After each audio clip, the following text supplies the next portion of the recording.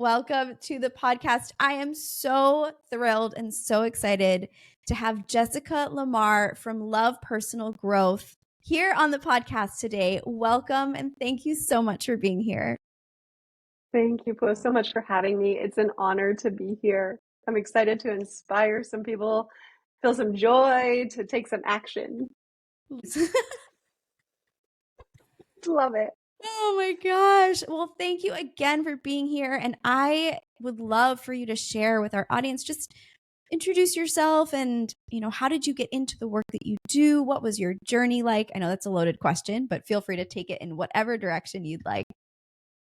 Yes. So now I'm a mother of three and I run a female empowerment business and I do courses live and digital. But really, it's all about reconnecting women back to the divine essence of who they are and uncovering what they want. How did I get there? Quite a long journey, but I woke up, it was overtime, right? But one day it just became too much. I didn't know who I was. I didn't know what I wanted. I didn't know how to get what I wanted, even if I did. And so, but I created a beautiful, wonderful life for myself. I was an electrical engineer. I spent 15 years in technology. I had multiple homes still, and the cars. I had all the things that I was taught to want. All of the things that from the outside in look so amazing, like great Instagram pics, posts, but from the inside out felt such a deep void. Who am I? What am I here for? What am I truly called to do? Well, I had a really cool career in technology, and I knew it wasn't the reason that I was placed here. And so I started a journey back to myself. I went through a very difficult, difficult time in my life in 2017, 2018, in which I was pregnant and we didn't know if the baby would make it. And it was just so hard to be in a space in which you're holding a child that you don't know will live, to giving birth to a pure miracle, and saying, this is, just show me what you want me to do and I'll do it. I'm ready to transform. And then spending the time to do my own healing work so that I can show up and support other women and their healing work. Oh my gosh, that's beautiful. And thank you for being here and doing what you do and bringing your story to light and to life. I think a lot of people who are going through challenges and sort of feeling that emptiness sort of suffer in silence, thinking like maybe this is a phase. Everything is exactly what I've wanted. Why do I feel this way? And I'd love to hear, do you have anything to share with someone who may not even realize they're feeling that way until they hear this podcast? Yes. It's so funny that you say that, because I was talking to a couple people on my team today, and they said, the women don't even realize that they need you. So we need to make sure that we're sharing the message that they can hear. And there's a quote by Albert Einstein that says, you can't solve the problem with the same brain you used to create it. So you can't solve this problem on the same level of thinking, right? You have to shift your thinking and shift your perspective. You can know right now that life isn't exactly what you want, but being on that frequency, if you will, that vibration, isn't going to get you to where you want to go. In order to get you to where you want to go, first of all, you have to realize what you don't want. And that's a great place to start. Like, what don't you want? I didn't want to feel such resentment to my partner. Like, I felt such resentment. I didn't want to snap at my kids. I didn't want to work in a career that just didn't feel fulfilling. I didn't want to not know what I liked and what I wanted. I wanted time for myself.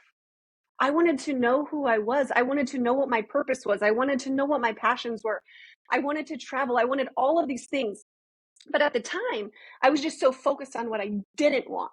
And that's a beautiful place to start. So start there. Ah, I love that. It's when you describe sort of that energy of, how do we make the shift? How do we create that awareness? It's almost like when you proofread your own stuff, you're like, it's perfect. And someone else reads it and they're like, are you serious? So I love, Yes. and to me, like, your approach already feels just very gentle. And I think a lot of times if we start to feel this way, we start to really get down on ourselves. Like, well, come on. Like, why don't you understand what you want and what you don't want? It's you. Like, the only person that can make that decision is you. And I love that really gentle approach of like, it's okay to not know. The awareness is the first step, and then we can move through what the rest of that looks like. And another question that came to mind as you were speaking, a lot of guidance out there, coaches, like self-help, a lot of that is around like finding your purpose and connecting your purpose to your passion and doing what you love. And I talk to a lot of people, I'm in the course creation space, and there's sort of two schools of thought, right? There are people who have this passion or this, they have a realm of expertise that they want to turn into a course and teach other people and create a legacy.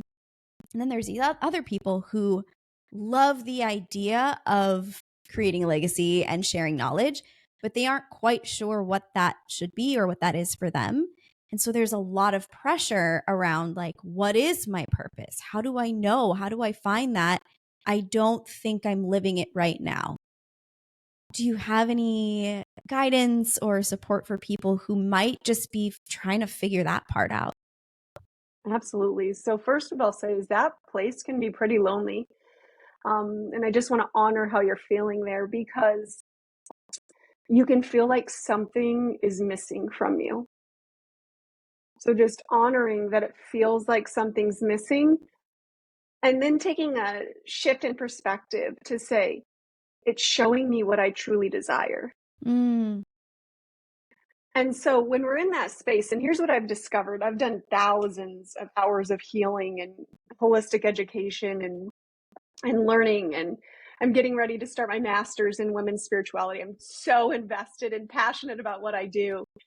Is that once we start doing healing work, and when I say healing work, I mean honoring where we are, getting, looking at the cycles in our life, the patterns in our life that just don't, like, even the pattern, I don't know what my purpose is. I don't know what my passion is. Well, then how does that make me feel? That makes me feel alone. That makes me feel like I don't know what I'm doing. That makes me feel behind in life. Well, let's look into that cycle. So that's the healing that I'm talking about. And then, I go really, really deep, but let's just stay there. And so being in that cycle, once we let go of that, once we heal that, what happens is more space inside of us opens. Mm. And our gifts intuitively come to the surface. Our passions intuitively come to the surface. And here's why. So that part that is so focused on what she doesn't have, that passion or that purpose or that lack, she is so focused on that, and she's working to control it and perfect it. And that's where the energy is going into controlling and perfectionism, and most likely people pleasing. She wants to please others. Where when we release that, it opens her up to a creativity that she's never experienced before. And one of the best ways to do this is just write it down. What is my cycle when I start to think about this? When I think, well, I don't know my purpose, I don't know my passion, and everybody else seems to know it, and I feel so behind. Okay, well, I want you to write it, draw a circle, and then I want you to write, I don't know my passion. Then write, how does this make me feel? Write that down. What happens when I don't know, when I feel this way? What are my behaviors? And then just keep going around in this circle and watch how it's manifesting in your life. Awareness is the first step to healing. That is so beautiful. Again, very gentle, very approachable. And I think giving somebody a starting place can be so powerful, because a lot of times you're like Googling, how do I find my purpose? How do I find it? Right? It's like we're not Yes. looking within, we're looking at everything around us, which just leads to that sort of like cycle of overwhelm. So I love this approach so much. And it just feels like you're almost like setting up a date with yourself. Like, I'm going to pour my favorite drink, I'm going to sit down, and I'm just going to reflect. I'm going to draw this circle and just see what happens. It's just, I think that even that in and of itself can shift our energy. It did for me as you were talking about it. So take it or leave it, but that's hopefully something. Love it. Love it. Amazing. Yeah. And I love your approach to healing as well. And I think that is sort of a buzzword these days where people are like, healing. Do I need that? I feel like I need that. I need to heal. Do I reach out to a healer? Like, what is the first step of that actual healing process? And do we ever come to a place where we don't need healing anymore, or where it's not beneficial? Or is it kind of like, you can get to a place of maintenance healing? Like, what is that journey and that process for you?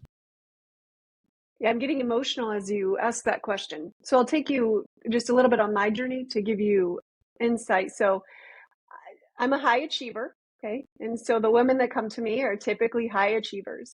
So we've taken and I'll classify trauma in the same way that, because that could be a trigger word, how Nicole LaPera says it. It's when we truly can't be ourselves, like when we can't fully be ourselves. So we've all experienced that, where we can't be ourselves, we can't show up as ourselves.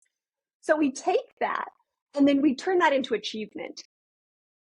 And so I thrived on achievement.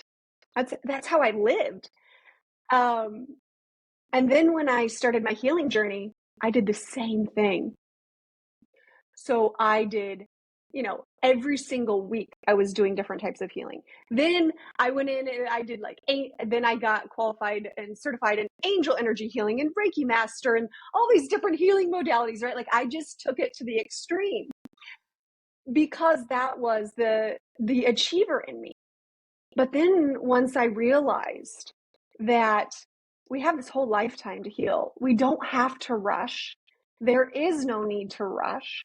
Everything happens in divine timing. I was able to slow down. And that's what I would say to those who say, yeah, I know healing's a buzzword and maybe I don't know where to begin, but I know I need healing. Okay, beautiful. Just start within yourself. It doesn't have to be hard, and we don't have to make it bigger than it is. And I know meditation is really hard for some people. Believe me, I know. I've been there, and I'm looking at the clock, and I'm like, what? It feels like 4 hours has been 2 minutes. Are you joking? Once we allow the parts of us and let them come, like the one that's overwhelmed, the one that wants to talk about everything, and the one that wants to get her point across, and the observer who's also hearing everything, and we acknowledge them, and we say, hey, I see you, I hear you, I'm gonna let you talk for a few minutes, and then I just want to just a couple minutes of not quiet time, because it's kind of unrealistic, but some time just for peace within me. That's a beautiful way to start a relationship with yourself, because that's all healing really is healing the relationship with ourselves. That is so beautiful. And I'm wondering, so when you talk about people feeling like it's difficult to meditate, or, we sort of bury ourselves in our achievements, it almost sounds like allowing ourselves the quiet space for our thoughts and our feelings to sort of come into our body is a place that we're very uncomfortable. And so how can we just keep ourselves as busy as possible? And, achievements are things that are meant to be recognized externally.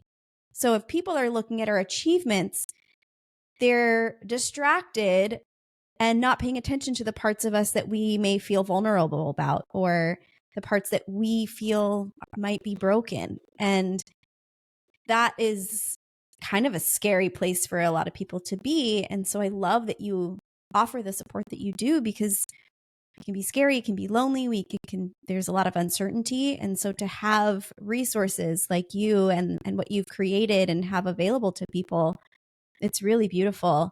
And I would say, if somebody's like, oh my God, that's me, they're describing me. Like, yeah, do you have meditations that are available, or how can people dip their toe in the water of this process if they're feeling like, okay, I don't know, I think I might need this, but I'm not sure?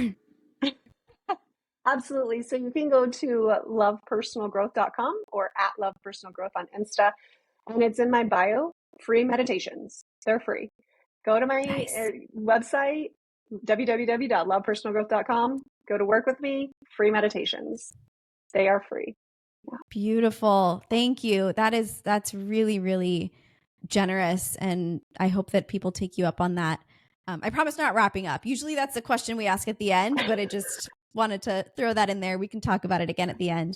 But yeah, I love that. And I'm curious if someone's listening to this and they're like, I actually feel pretty good. I don't feel broken. I don't feel like I need to be fixed. I don't feel like I need healing. But perhaps I may not be rising to my full potential, or there might be something that I'm not aware is missing. Is that a space that you serve? And what are your thoughts around that? That's the space that I serve the most.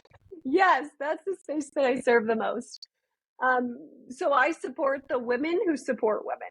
If you are out there and you're feeling like, gosh, I know that I was meant to step into my power, to speak my truth, to share what I know, to share this knowledge, but I have an irrational fear.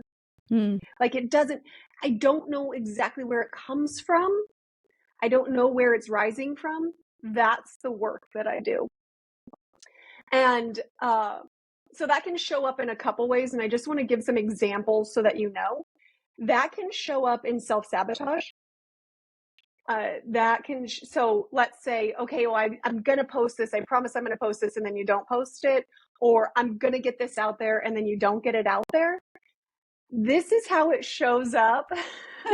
This is how it shows up so that you can see it, so you can physically see what's happening. It'll also show up in ways in your relationships. So relationships are a direct mirror for us. So let's say that you have a partner and you don't feel supported, and you're like, well, they just don't support me. I work a lot with women on that as well, because really it's just a mirror. Am I supporting myself? Am I giving myself what I need? So those are just a couple ways in business and in home. And then in the relationship with yourself, what can sometimes happen is that you don't give yourself what you need. So you push and you push and you push, and you're giving to everyone else. But then when it comes to you, you're either not getting enough adequate rest or not getting enough time to yourself. And I'm not talking about just like self-care. I'm talking about truly loving yourself and being there for yourself. Self-care is important. And also, so is loving yourself and having compassion. Oh my gosh. I was, you guys can't see me, but as you were speaking, I was like, oh my God, that's me. It's so, and like, even there's a lot of judgment, self-judgment that comes through, right? Mm-hmm. Like, how could I let myself do that? Or I don't want to admit to anybody that there are ways that I like don't follow through with what I'm going to say, or let things slide, or, take care of others before myself. It feels like when we are in a position of authority, we don't want to show that vulnerable underbelly of like, wait, I'm not perfect, but people can't know that. Do you find that that's true for you, and sort of how you show up to your audience? Yeah, absolutely. So I did not come from a place of feeling. I spent 15 years in technology where I could not share how I felt. And now when I share how I feel, or if I have a difficult time and I need to share about it, that can be very, very difficult for me.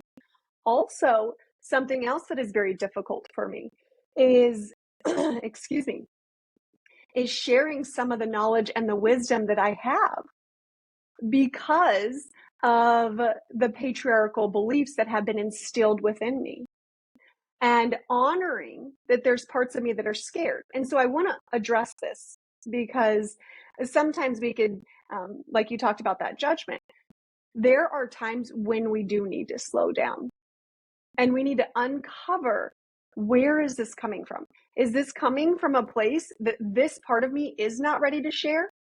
Because if it is, then I need to understand that part of me and help it feel better so that we work together. Because when we don't, that's when the sabotage comes. Mm. So if we can get them on the same page, you can imagine, I don't know if you've ever seen the movie Inside Out, where it has like little parts, or if you've seen the movie Frozen 2, where she goes into Atahalan at the end and she's, there's this like river full of memories and she sees all the memories and she sees herself as a small child and then she sees the snow. That's like inside of us. And that monster that she created, if you will, and those other parts of her that she created, those are like inside of us. And if we don't honor them, then they're going to slow us down. And they're not doing it maliciously. They're not bad. They're just scared. And so it's when we go inside and say, okay, I keep not posting this. And I know that I want to. I'm not going to judge myself. I'm going to understand myself. Mm. Wow. That is, again, just a beautiful awareness around some of these sort of signs that we can be gentle with ourselves. We can work through this. It doesn't have to be these traits or these habits that we've created because we are having these experiences sometimes feel like they define us, right? Like, I'm just a procrastinator. I'm just someone who doesn't follow through. And I don't think that has to be true. It's just, as you said, awareness is key. And then we move forward from there. So beautiful. I love it. Yeah, I love it. Let's I love your talk questions, by the way. Oh, yay. Okay, good. You're amazing. They just sort of, I don't know. They just come to me. I wish I had a love formula, but I don't. Yeah, I would love to talk a little bit about courses and just from a framework of, as somebody who is a service provider, you are, a healer, a guide, a coach, whatever that language is for you or for anybody else. That is a space that we feel very connected to and drawn to. And I'm sure, you wake up every day feeling pulled to continue to serve. And I'm so curious what your journey has been in, creating your course. Like, what came first, your services or your course? And how did you decide to translate what you do into a course? And what is that customer experience like for you? Yes. So I did healing sessions first, intuitive guidance sessions first, to understand really what the main struggles were. And even prior to that, actually, I took my own journey. And I think that that's the most powerful thing we can do, is take our own journey of transformation, of liberation, of independence, freedom, whatever you want to call it, and channel that into the work that we do. And then we take what we know, what worked for us, and we share it with others. And then we can take that and put that into a course. So I have a few digital courses. However, I am currently in the process of creating a course that lights me up. I mean, just like lights me up. I'm so excited. This is like the perfect timing to be on this call, because that is what it was. It took me, and I want to be, I'm a very vulnerable, transparent person. So it took me a while to create this course. This course specifically that I'm recording right now has been in the works since October of last year. And I had to allow the messages to flow through. I had to write, I had to journal, I had to experience what was possible and then bring it forth. Right? I had to, and then I also had to use what I knew in the healing sessions that I do and the intuitive guidance sessions that I do. And then once I had that foundation, I said, okay, now I'm ready to share this and teach and give this insight to women who are ready to receive it. And here's what I want to share. Not everybody is ready to receive our message. And that's not personal at all.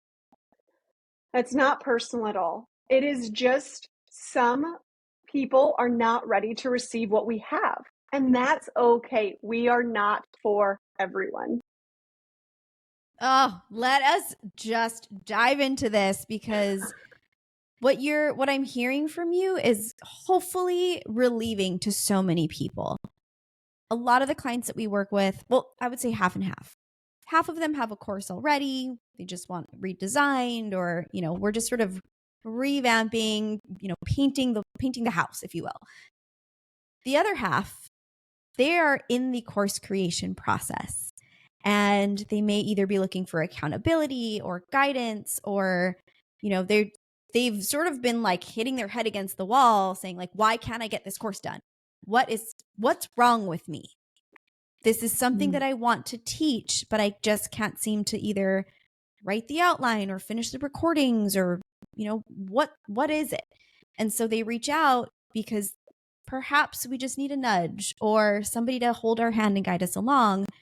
And what I'm hearing from you, which is so beautiful, is that it's a process that must unfold. Mm-hmm. And when we don't allow it to, and we don't allow the messages to come through, I would like, so I had this conversation the other day, and I'm trying to figure out how to like properly explain this in the context of our conversation. We were talking about the difference between somebody who is like inspired to create an impact and a legacy and a transformation and results, versus somebody who has heard that the course creation space is like a really big deal right now, and they're like, what could I teach? What kind of course could I sell? And I don't think that you're a bad person if you think that, right? Like if you're inspired to create a course because you know that this is a space that could be a great place to share your knowledge, like that's great. But without the inspiration, without that connection to the person that you're serving and the transformation that you're providing, something will feel off. And what I hear from you is that the journey that you allowed yourself to go through is going to make sure that the course feels complete, and that transformation feels heartfelt and intentional. And so then I feel like that's going to give people a little bit of like an excuse of like, well, I'm just going to let the messages come through and I don't need to finish it. Mm-hmm. I'm like, all right, okay, I hear you. Mm-hmm. What do we do about that? Right? Like, is that just your way of continuing to not take action, or are we really giving space to those messages? Yeah. So, what I would invite people to do as they're listening or being with their course is, where do you feel it in your body? Mm. So, when you talked about those who are inspired, I felt that in my heart. You can feel it in the heart. You know that it's coming through. You know that there's something greater that's working through you. You know it. There's no doubt. Those who know that digital courses are helpful and they can serve a lot of people, I feel that in my sacral, so down in the womb space, right? Because it's creation. That's where creation happens. So are you feeling it there? And when you talked about sharing the message and allowing it to come through you, and am I just going to wait for the message, or am I going to halt? I feel that in my throat. Mm. And so if it's stuck in your throat and you are not getting it out, that's your indicator. If you could feel it in your heart and you know that it's coming through you, you know that there's a message that is coming through, and maybe you just start with the first little bits that you have and you put it into a Canva presentation, and it may not all be there, because that's exactly what I did. And in December, I had like this entire presentation. I'm like, I have no idea what to do with this presentation, but I'm just going to hold it until I'm ready. And then more and more and more came through. But I knew in my heart that there was something greater. I wasn't just trying to create a course. I didn't even know what that would be used for. But I knew in my heart that it would be used. And then once I started to feel like, oh, this is really coming through, I'm ready to get this out there. It was time. So that's the distinction. It's not using, I don't like that word. It's tapping into our bodies to allow our bodies to inform us of, are we stuck? Are we procrastinating because we're scared? Or are we waiting and listening and allowing the messages to flow through us? Thank you for giving us a strategy of how to listen to our intuition. That is, people say it all the time. What does your intuition tell you? What is your gut check? And I'm like, I don't know. I don't know how to listen to that. Like, what is it? It's telling me something, but I don't know what that is. But when you feel it in certain parts of your body, and I love that you created a positive distinction around both of those schools of thought, because they are both positive and beneficial, and the intention can be good. And this stuckness is something that I feel often. And it's almost as if like, I'm talking, pointing to my throat, by the way, I realize again, people are listening.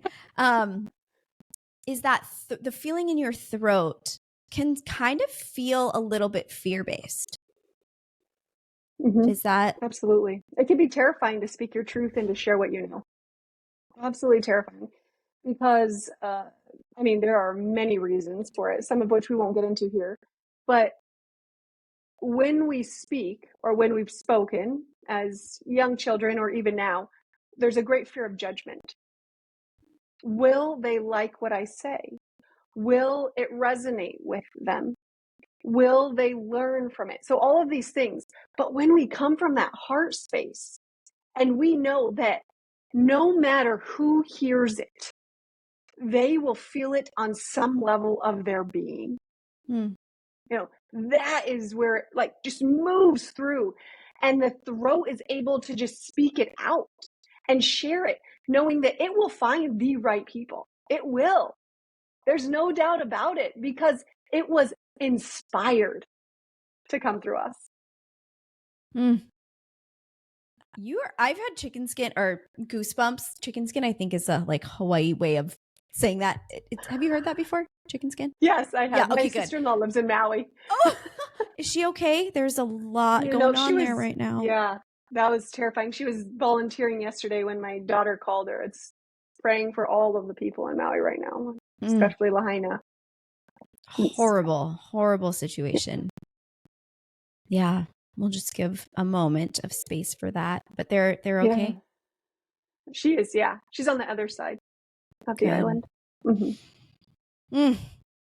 I'm sure, I believe this comes out in a week or two. So hopefully by that point, things will have been a lot more settled. But right now, holy moly. I almost, I was very distracted by it before we jumped on. And I really had to just like take a few breaths. And this is actually the perfect podcast for us to be recording today, because you are very keyed into energy and how we can sort of allow energy to move through our body to create positive impact.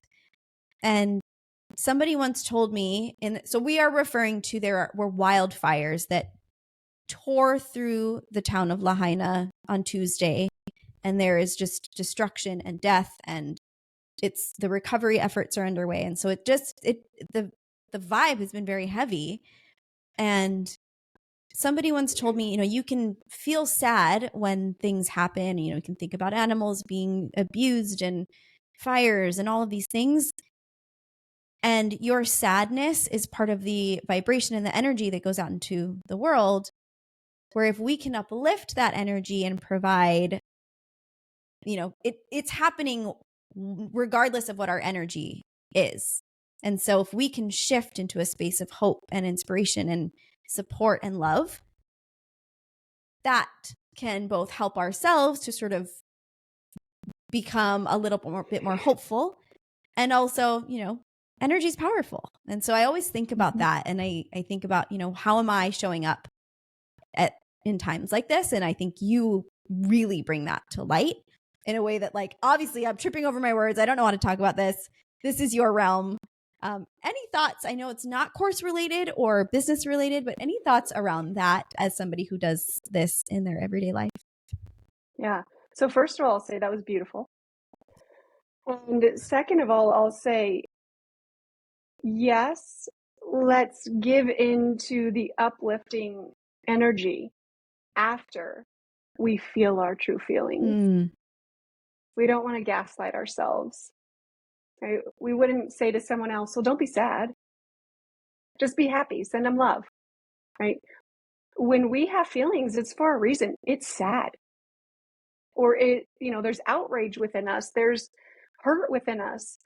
And if the true goal is to love all of ourselves, then we must allow all of ourselves to be present and even love the sadness and the hurt and the pain.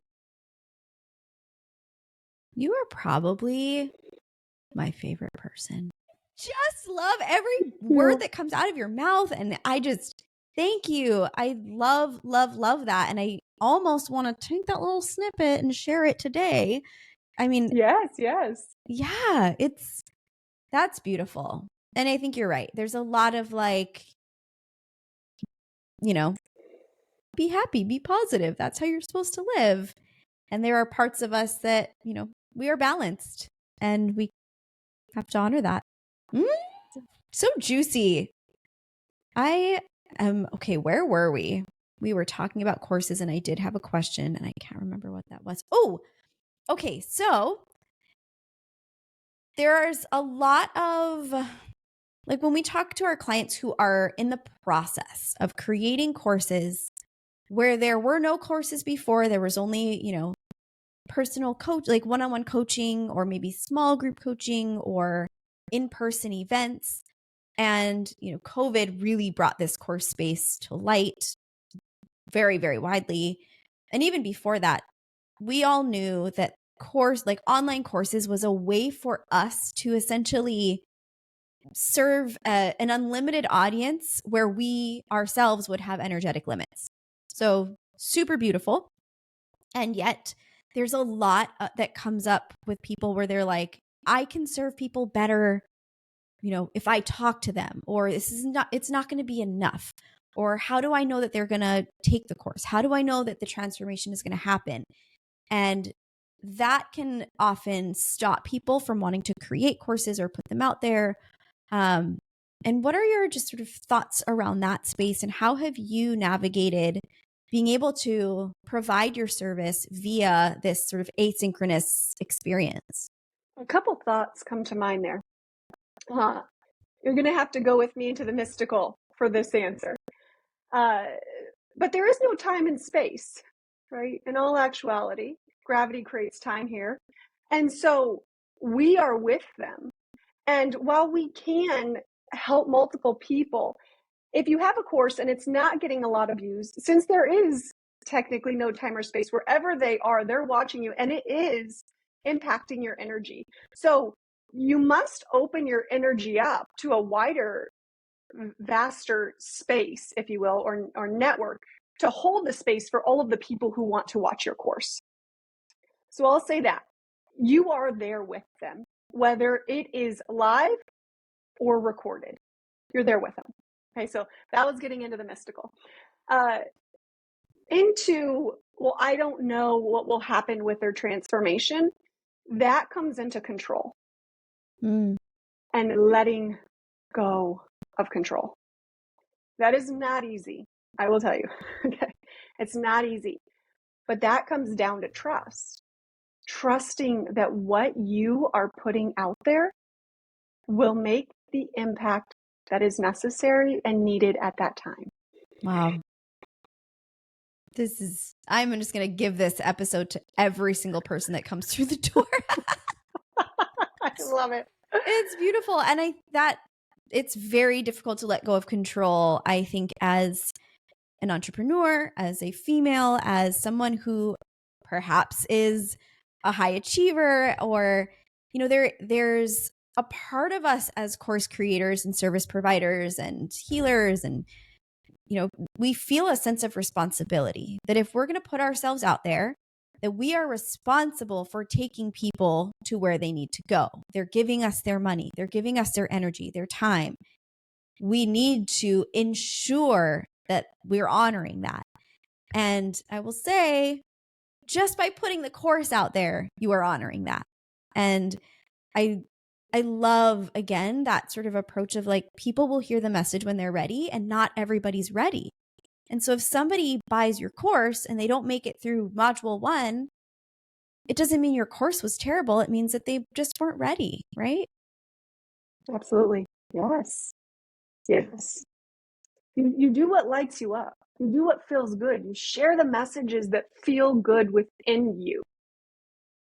And whoever is ready to hear that will hear it. Beautiful. That is, I feel like I'm just going to put that like somewhere up here so that anytime we record a podcast, we get to relieve that pressure of, how am I going to get this to the people that need it? The people that need it will hear it. Yeah. And that's the prime difference between masculine and feminine energy, right? Masculine energy is very much about going out and getting, right? They're the hunters. For the females, they attract what they need, right? It will come to us. And so when we allow that, this is going deep, but when we allow ourselves to be taken care of, when we allow ourselves to receive love, when we allow that to come to us, it changes.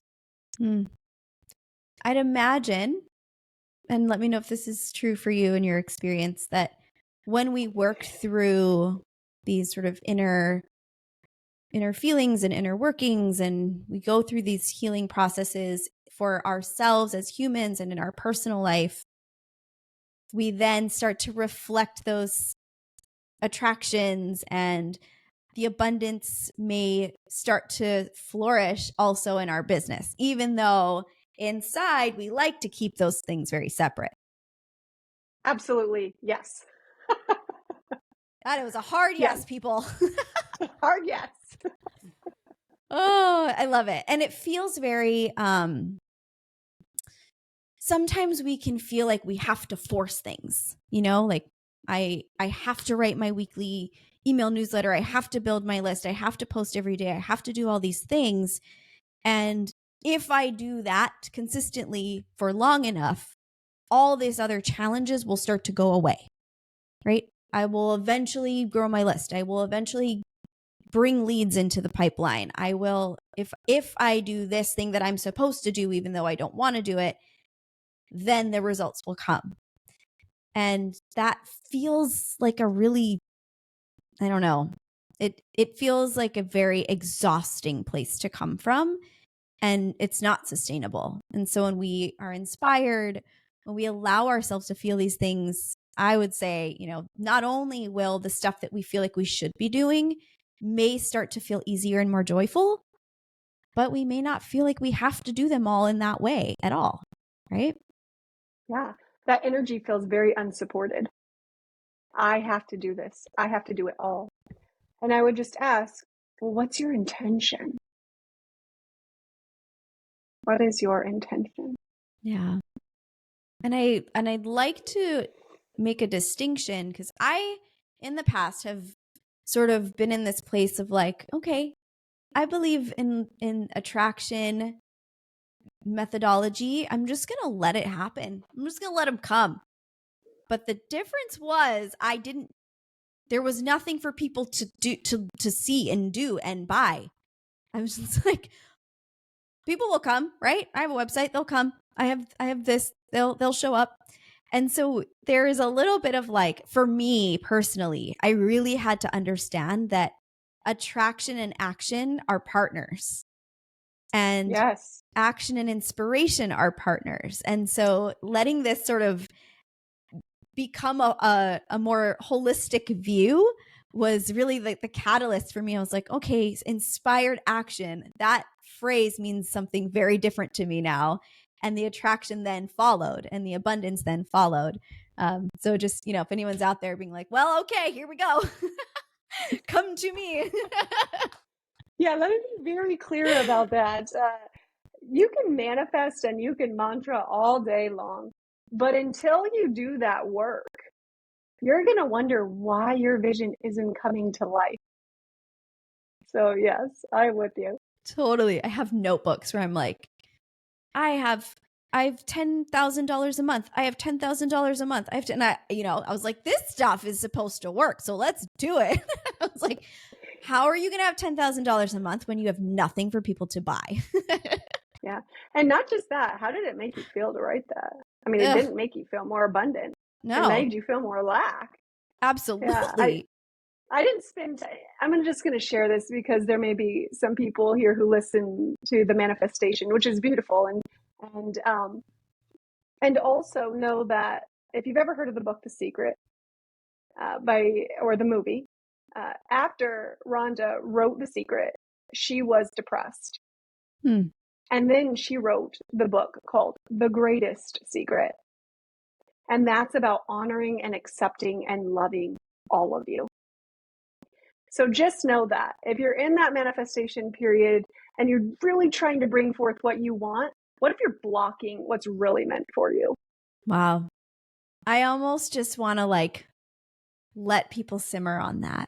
It's really, and I love that you've taken us into this space because, again, I think the space of letting yourself feel and think and be quiet a little bit with yourself can be very scary. And so, anybody listening to this who's feeling both inspired and scared, join the club. I am right there with you. And you've really, really touched on a lot of things that are inspiring me to sort of do things a bit differently and just honor, where we're at and honor the way that we're feeling, honor that change can be okay, that what worked for us in the past may not work for us anymore, and that's okay. And just moving with it gently and gracefully and with support. And oh my gosh, you support people and women in so many ways. And I would love for you to share, and we shared a little bit earlier, but if you wanted to recap that or add anything in, how can people learn more about what you do? How can they connect with you and find support with you? Yeah, absolutely. So I wrote a book, my first book called Reclaim Yourself. And it's really the healing journey. It's the process. I share my story. I share the healing journey. And then my engineering brain gives a 3-step process to help you rediscover yourself. My engineering brain's like, okay, great. Love the story and read a process.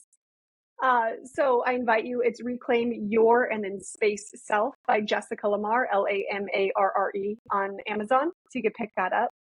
You can go to my website, download those free meditations, check out the courses available.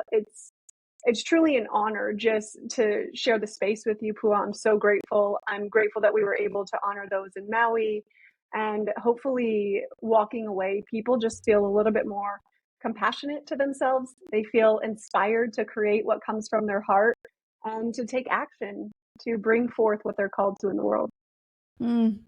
Beautiful. Thank you so much for sharing today, for the work that you do in the world. We will link to all of your resources in the show notes.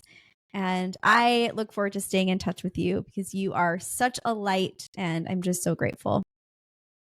Thank you.